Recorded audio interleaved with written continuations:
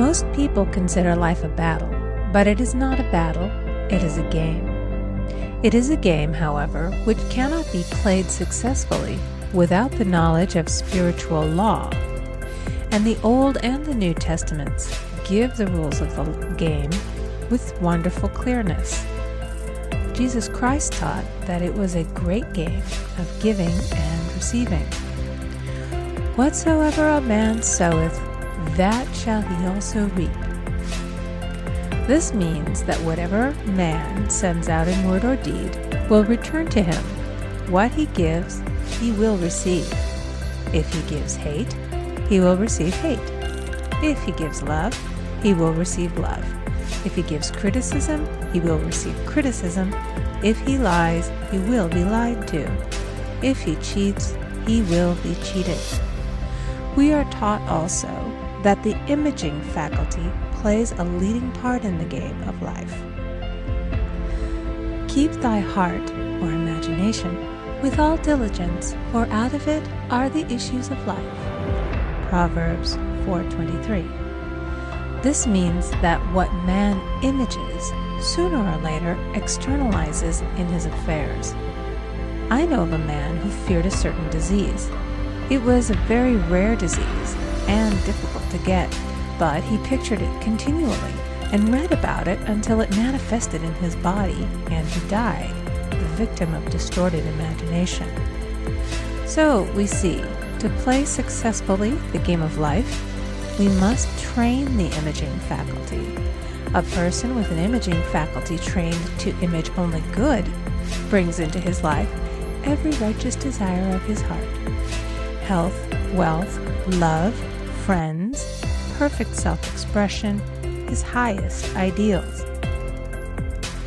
The imagination has been called the scissors of the mind, and it is ever cutting, day by day, the pictures man sees there, and sooner or later he meets his own creations in his outer world.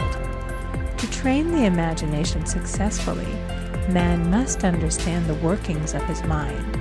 The Greeks said, "Know thyself." There are three departments of the mind: the subconscious, conscious, and superconscious.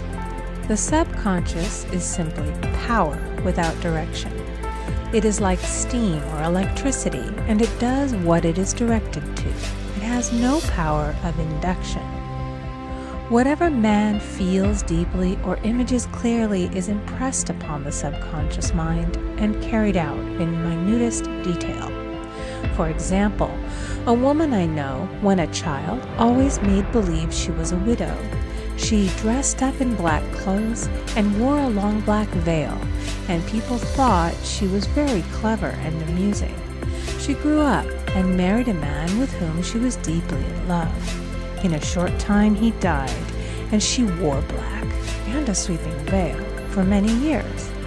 The picture of herself as a widow was so impressed upon the subconscious mind, and in due time worked itself out regardless of the havoc created. The conscious mind has been called mortal or carnal mind.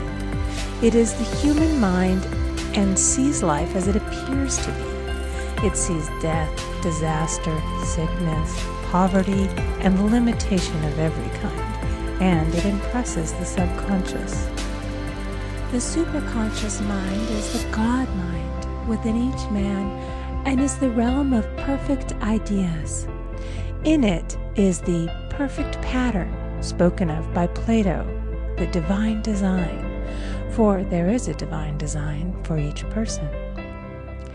There is a place that you are to fill and no one else can fill, something you are to do which no one else can do.